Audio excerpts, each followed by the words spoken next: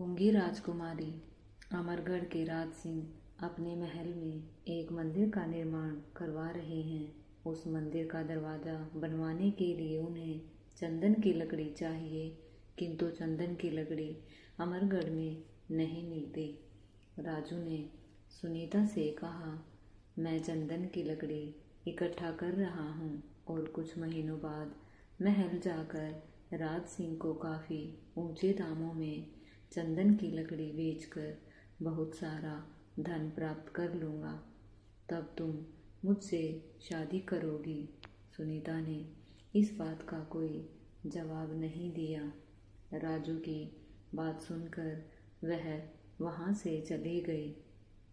घर पहुँचने पर वह सोचने लगी, राजू बहुत ही गरीब है, जंगल से लकड़ियाँ काट कर लाता है और उन्हें बेचकर अपना और अपनी माँ का पेट जैसे तैसे पालता है। भला वो मुझे कैसे सुखी रख सकेगा। दूसरी तरफ राजू भी बहुत उदास हो गया था। वह सोच रहा था, सुनीता ने मेरी बात का कोई उत्तर नहीं दिया। अरे, मैं तो उसके इशारों की सारी भाषा भी समझ लेता हूँ। मैं नहीं जानता कि मैं उसे कितना प्यार करता हूँ। काश मैं उसे समझा सकता कि मैं उसे कभी कोई तकलीफ नहीं होने दूँगा। सुनीता के पिता रामदीन भी अपनी गूंगी बेटी के लिए हमेशा परेशान रहते थे। दिन यूं ही बीत रहे थे। राजू रोज जंगल से लकड़ियाँ काट कर लाता और उन्हें बाजार में जाकर बेच देता था। एक दिन की बात है, रामदीन जब अपने खेतों से वापस अपनी झोपड़ी में आया तो अचानक उसकी तबीयत बहुत खराब हो गई। तब सुनीता ने देखा कि उसके पिता बहुत बीमार हैं, तो वह राजू को बुलाकर घर में ले आई। राजू ने जब रामदीन की तबीयत खराब देखी तो वह तुरंत वैद्य को बुलाकर ले आया, परंतु वैद्य जी द्वारा दी गई औषधि का रामदीन पर कोई खास प्रभाव नहीं पड़ा। आखिर एक दिन रामदीन ने सुनीता से कहा, बेटी, अब मैं ज़्यादा नहीं जीऊँगा। मैं तो चाहता था कि तेरी शादी कर दूँ, फिर चैन से मरूँ, परंतु मेरे मन की बात मन में ही रह जाएगी। मगर मेरे जाने के बाद तो घबराना मत। पड़ोस के ही गांव कालापुर में मेरा तांत्रिक दोस्त भीष्मा रहता है, तो कालापुर जाकर भीष्मा से मिलना और यह पत्र उसे दे देना। वह तेरे लिए कोई बहुत अच्छा बंदोबस्त कर देगा, बल्कि कोई अच्छा सा लड़का देखकर तेरा विवाह भी करवा देगा। फिर उसी दिन रामदीन की मृत्यु हो गई। गांव वालों ने मिलकर उसका अंतिम संस्कार कर दिया। राजू की माँ ने गूंगी सुनीता को बहुत दिलासा दी, बेटी रो मत, हम तेरे साथ हैं। अगले दिन जब राजू सुनीता के घर पहुंचा तो देखा कि सुनीता अपना सामान एक पोटली में बांध रही है। वह समझ गया कि वह कहीं जाने की तैयारी कर रही है। वह बोला, अरे, तुम तो कहीं जाने के लिए तैयार दिखाई देती हो। कहाँ जा रही हो सुनीता? सुनीता ने इशारों में राजू को बता दिया कि वह कालापुर जा रही है। राजू उदास हो गया और बोला, क्या तुम यहाँ नहीं रह सकती सुनीता? मेरे साथ मेरी बनकर तुम्हें किसी प्रकार का कोई कष्ट नहीं होने दूंगा। सुनीता ने उसकी बात का कोई उत्तर नहीं दिया। राजू बोला, ठीक है, यदि तुम जाना ही चाहती हो तो जाओ, मगर मुझे विश्वास है कि मेरा प्रेम तुम्हें एक दिन मेरे पास जरूर खींच लाएगा। यदि तुम कहो तो मैं तुम्हारे साथ चलूं और तुम्हें कालापुर छोड़कर वापस लौट आऊं। सुनीता ने इनकार में सिर हिलाया और इशारों में कहा कि वो उसकी चिंता न करे, वह चली जाएगी। सुनीता दूसरे दिन सुबह सवेरे अपनी पोटली लेकर कालापुर की ओर रवाना हुई। रास्ता लंबा था, जंगलों और पहाड़ियों से भरा हुआ, पर उसके दिल में अपने पिता की आखिरी बातों का असर था। भीष्म बाबा तेरा बंदोबस्त कर देंगे। सूरज ढलने लगा था जब सुनीता कालापुर पहुंची। वहां गांव के किनारे एक पुराना आश्रम था भीष्म बाबा का। लोगों में उनके तांत्रिक चमत्कारों की बहुत चर्चाएं थी। सुनीता ने जैसे ही उनके द्वार पर दस्तक दी, एक बूढ़ा सेवक बाहर निकला और इशारों से अंदर आने को कहा। भीष्म बाबा ध्यान की मुद्रा में थे, पर जैसे ही सुनीता ने अपने पिता रामदीन का पत्र उन्हें सौंपा, उनकी आंखें खुल गई। उन्होंने पत्र पढ़ा और बोली, तो तू रामदीन की बेटी है। मैं तेरे पिता को अच्छे से जानता था। चिंता मत कर बेटी, तेरे लिए मैं एक ऐसे वर का चयन करूँगा जो न केवल तुझसे प्रेम करेगा बल्कि तेरी खामोशी को भी सुनेगा। उधर राजू बिल्कुल टूट गया था।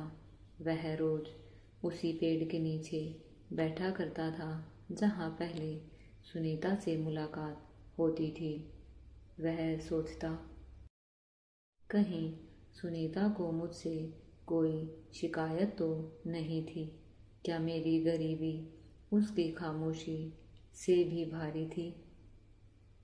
उसने मन ही मन फैसला किया, अब मैं अपने हालात नहीं कोसूंगा। मैं जंगल से चंदन की लकड़ी इकट्ठा करूंगा और जब राजा राज सिंह से मिलने जाऊंगा तो वहां अपने भाग्य का दरवाज़ा भी खोलूंगा। और उसी दिन से राजू ने सच्चे हृदय से परिश्रम शुरू कर दिया। उधर भीष्म बाबा ने सुनीता के लिए एक योजना बनाई। उन्होंने अपने एक शिष्य को बुलाकर कहा,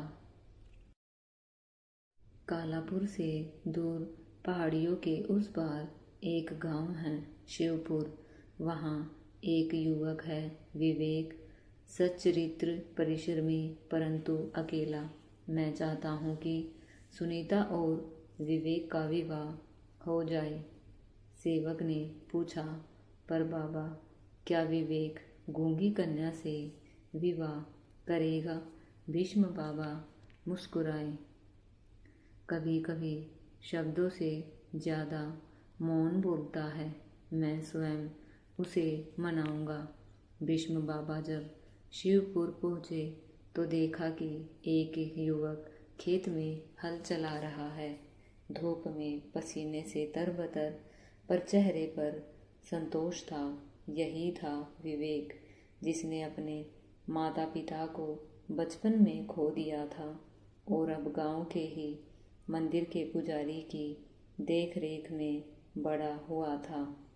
भीष्म बाबा ने उसे देखा और मुस्कुराते हुए पूछा, बेटा, जीवन में क्या पाना चाहते हो?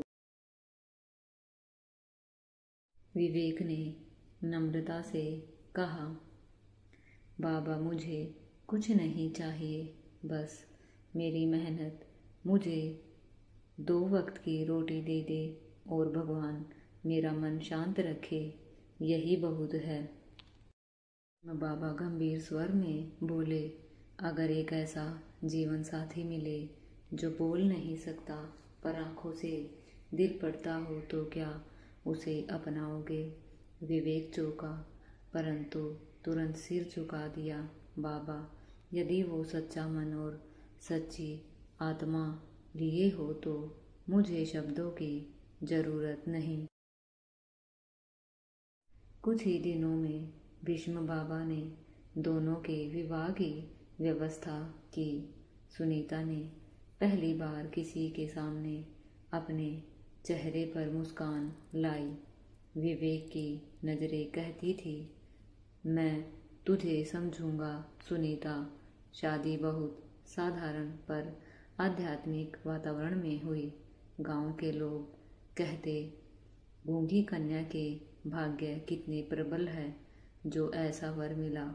उधर राजू ने भी एक दिन चंदन की एक अत्यंत दुर्लभ जड़ खोज ली जो वर्षों पुरानी थी और जिस पर हल्की सी सुनहरी आभा थी। वह उसे लेकर राजा राज सिंह के दरबार में पहुंचा। राजा बहुत प्रसन्न हुए और बोले, राजू, हम तुझे राजकाज में शामिल करना चाहते हैं। ऐसा सच्चा परिश्रमी अब दुर्लभ होता जा रहा है। परंतु राजू का मन भटका था। वह सोचता, अगर आज सुनीता होती तो क्या वह खुश होती मेरी सफलता से?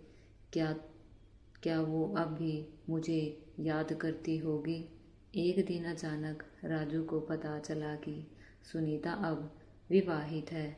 शिवपुर के युव विवेक से एक क्षण को जैसे उसके पैरों तले जमीन खिसक गई, पर फिर उसने आंखें बंद कर ली और मन में कहा, अगर कोई उसे मुझसे बेहतर समझता है और वो सुखी है तो मेरा प्रेम सच्चा था। कुछ महीनों बाद एक दिन राजू का रास्ता शिवपुर से होकर गुजरा। वहाँ उसे एक मंदिर में विवेक और सुनीता साथ में पूजा करते दिखे।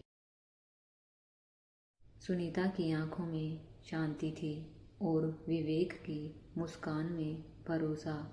राजू ने दूर से हाथ जोड़कर उन्हें प्रणाम किया और चुपचाप वहां से लौट आया। लेकिन इस बार उसकी आंखों में कोई जलन नहीं थी, सिर्फ संतोष था।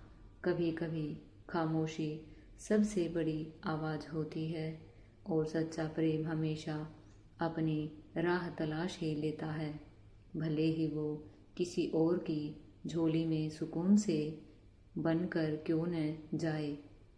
दोस्तों, अगर आपको आज की कहानी